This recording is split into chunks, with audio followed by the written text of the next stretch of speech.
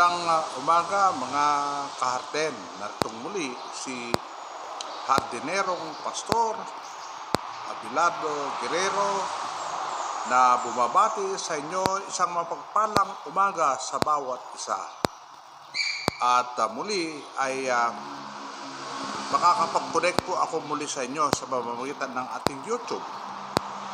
Matapos ang mahaba-habang panahon din na hindi tayo nakapag-upload, kapag-share, gawa ng ating mga hectic schedule bilang pastor. Ngayon po ay ibabahagi ko sa inyo ang isang video na nakita ko rin dito sa YouTube tungkol sa paggawa ng compost garden soil. Dahil ang advocacy po natin ay promote ang organic gardening at paano ba yung natin magagawa na organic o natural yung ating system ng pagtatanim ng mga halaman, lalo-lalo na ng mga gulay, mga pagkain ihahain natin sa ating pagkainan. At ngayon po na umaga ay ibabahagi ko sa inyo yung video na to upang matutunan natin paano gumawa ng ating garden soil dahil hindi na po natin maasahan yung ating lupa na yun lamang ating gagamitin sa pagtatanim. Kailangan po natin gumawa ng isang matabang lupa na siyang ating pagtatamnan ng ating mga halaman, mga elemento na gagamitin natin sa paggawa ng compost, ng fertilizer na hindi magastos, no? Na ito ay economic na ekonomiya at nasa atin lamang immediate na surrounding. So mga karden, panoorin po natin itong ating video. Magandang araw po mga kahani. Maganda po yung topic natin ngayon. Ito po yung pagko-compost mula sa sako. Ang composting ay isang paraan upang maging kapaki-pakinabang ang mga basura sa kusina. Siyempre, para mapakinabangan natin ito. At lahat ng pinagbalatan ng prutas, gulay, at sa garden, karton, papel, dyaryo, lahat na mapapakinabangan sa bahay ay pwede natin itong gawing compost. Wala itong gastos kundi sikap at tiyaga lang. Organic fertilizer. Ang composting ay pagbalik ng mga nutrients ng lupa mula sa mga halaman at prutas at gulay at iba pang basura sa bahay. Siyempre kapag lumalaki yung mga halaman, siyempre sinisipsip niya yung nutrients ng lupa at nawawalan ng nutrients yung lupa na pupunta sa halaman. Pero anong pinakamagandang paraan dito? Siyempre, ibalik natin yung sustansya ng lupa sa pamamagitan ng composting. Ibabalik lamang natin to dahil yun lang ang cycle, paikot-ikot lang yun. Kaya pag lumalaki yung mga halaman, nawawalan ng nutrients yung lupa.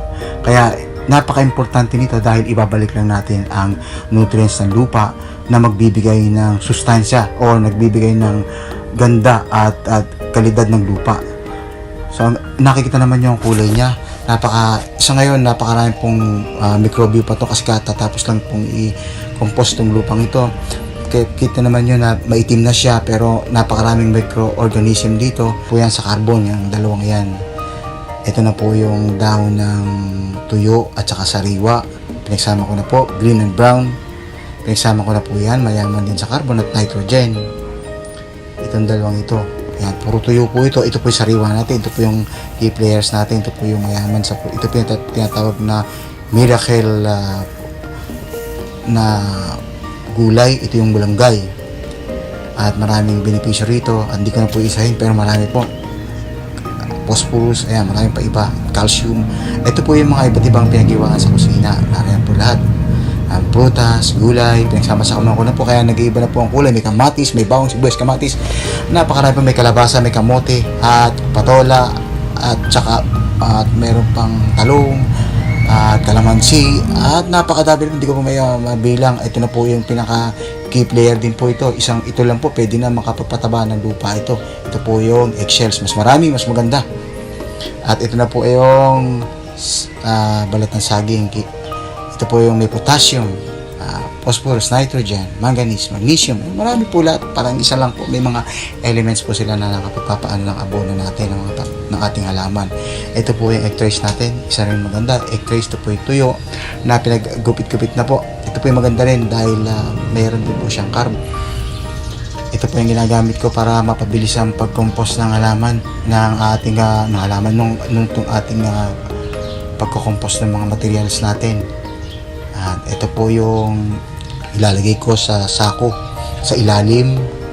At pagkalagay ko ng compost, lalagyan ko po. Pwede rin po lupa gamitin nyo. At tsaka po lalagyan yan. Dito po ihahalo na po natin yung egg shells dito sa papalahin ko lang po yan.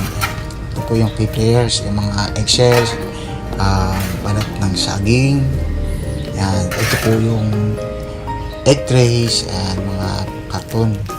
At kasama ko na po yung karton, papel. Ito po yung malunggay na napakasustansya, mayaman sa lahat ng minerals. Hindi ko na po masyadong mabanggit yung mga minerals, pero talaga po kaysa tao, kaysa halaman, napaka-importante. Ito yung tatawag ng miracle fruit or miracle na gulay.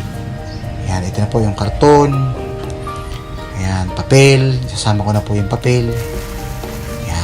Kala nyo marami pero konti lang po ito pag po yung isang sako, baka po wala po kalahati ang magiging compost nun. Ahaluin ko po ito sa pamamagitan itong pala. Apalahin ko na po.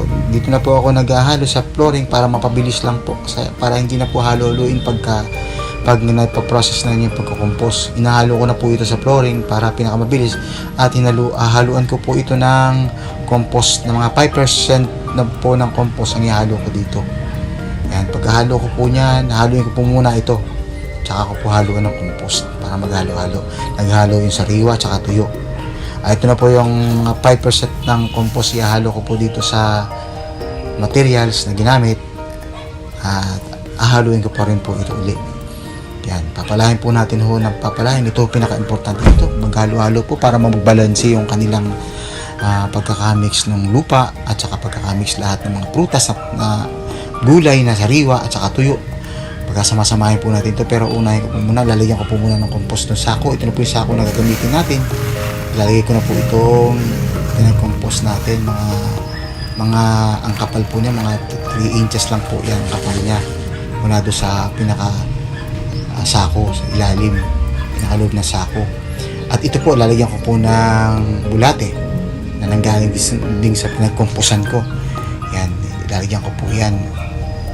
Pero may mga maliliit po na microorganism po itong mga bakterya po, itong masabi natin mga bakterya, itong lupa, itong compost. Kahit po ordinaryong lupa, pwede rin eh. Yan, dinilig ko na po, tsaka ko ilalagay itong mga material sa pinagalo-halo. Yan, tas didiligan. Alam nyo, pagka dinidiligan nyo pa lang sa una, syempre kailangan pa rin po ng maraming tubig dahil tuyong-tuyo po yung karton. Dahil ang karton, maano po sa tubig yan. Pagkalagay, tubig uli. Ayan, ganun po ang proseso. Tutubigan nyo ng tutubigan. Ayan, pagkalagay po niyan, talaga ng tubig. Pagkadilig natin ito, ayan, ating ikutan lang ng tubig yan. Pagka medyo okay na, hindi pa po, para lagyan pa natin ng konti at para ma-okay na to. Ayan, kasi alam nyo naman ng karton, po mga tuyo yan, konti lang ang gulay. Mas maganda medyo marami na po yung tubig kasi sisipsipin po niya yan yung tubig, yung karton, yung mga tubig. At ito bandang huli, talagay natin itong lupa. Ito po yung composted soil natin na ilalagay natin para po dun sa pinaka-pinali na final po, nasa pinakaibabaw ng sako, na ito po ang pamamahayan ng bulate. Dito po magaan yung bulate. Medyo matagal po dahil mga 6 or 8 months. Pero hindi po ito ina-apply itong abono ito. Depende po sa siguro mga punong kahoy lang. Pero ito po ay magiging abono rin. Pero matagal. Ayan. Kaya tsaka ito hindi po natin pwedeng ito dahil nakakaano po ng daga at tsaka ipis. Ayan. Pagkatakip po nito, ayan, maulan na lang po yan. Mapoprocess na lang po ng kanya yan. Ayan. Maganda, safe na safe po siya dyan sa hukay. Ayan. Okay na. Ito na po yung ating compost natin na ginawa natin nasa halaman po para po hindi mangamoy. Yung po ang tip natin, kailangan po malapit sa halaman para po hindi siya mangamoy, yung amoy medyas. At ito po ay dinikit ko sa halaman para po yung singaw niya ma-absorb nung mga halaman. Ito po sa halaman, tuluyan dilaw. Tuluyan dilaw, kaya po hindi po mahalata, hindi po maamoy dahil napapaligiran po siya ng halaman. At ito, gagawin ko po dito, bubutas-butasin ko para po magkaroon ng hangin yung ilalim. Kasi sa ibabaw lang po ng hangin. At tutusukin ko lang po ng gunting yan para po umikot yung ventilation. At sapat yun para kahit paano yung mga mikrobyo ay merong mag-progress po siya. Yan, tatakpan ko po ng plastic. Yan, pagka-plastic po, lalagyan ko ng butas yung plastic ng konti. Ito po yung protection niya sa ulan. Ay, lalagyan ko po ng bato para po hindi liparin. Yan. Pagkalagay ko po ng bato at may butas na po ng konti ito para kahit paano merong ventilasyon yung hangin at may ventilasyon yung tubig. At hindi po kailangang maarawan, hindi po kailangang maulanan. Kasi pag naulanan po, ang pinakakatas niya ay bababa, mawala po yung pinaka abono niya, natural na organikong pataba niya. Kaya ito na po, nasa isang sulok lang po ito. At intay na lang ng 1 hanggang 2 buwan, mainam hanggang 3 para okay lang. Pero kung 1 buwan, pwede na rin po. 2 buwan, pwede na rin. Basta, ang ano lang po ito, mga kalahating 1 sako, magiging kalahating sako. At sana po makatulong ito sa inyong paghahalaman. Ito po si Mr. Hani po na nagsasabing hanggang sa muli po at maraming salamat po.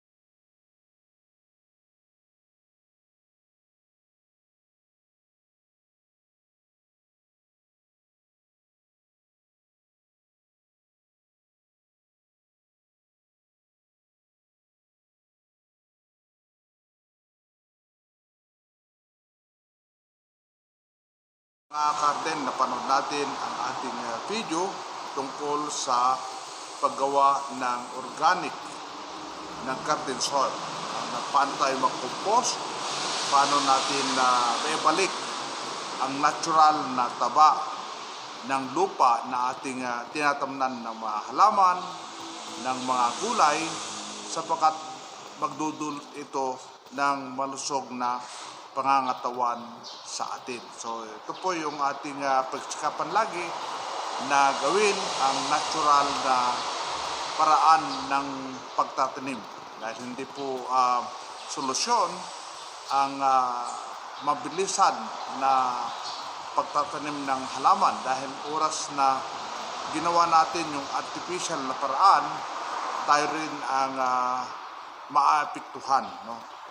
Pansinin po natin, umiiksi ang lifespan ng sangkatauhan. Kung kaya't ibalik po natin sa natural na kaparaanan yung ating pagtatanim ng gulay para sa ating kaligtasan, sa kaligtasan ng ating pamilya.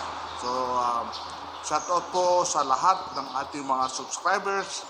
Sana patuloy po niyong suportahan si Hardinerong Pastor Abelardo Guerrero, dahil ito po ay para sa Rural Mission and Ministry. So, kaunting lambing po sa hindi pa nakasubscribe ng ating channel, please subscribe at ipangarap po natin itong ating advocacy. At sa mga encourage ko po kayo na mag-like sa ating video at click po natin yung bell button upang sa kanon ay lagi tayong updated sa mga bagong upload ni Hardinerong Pastor. You can also leave your comment. Hanap tayo ng panahon na ito ay sagutin, at kung kayo po ay may concern, kagagalak ko pong basahin ang inyong mga concern na ipinaparating sa inyong likod. At gusto ko rin pong makarinig ng inyong kwento kung paano kayo gumagawa ng inyong natural gardening. So, God bless po sa lahat, at sa muli po nating pagkikita dito sa YouTube, at sana po itong ating channel ay talagang nakakatulong po sa inyo.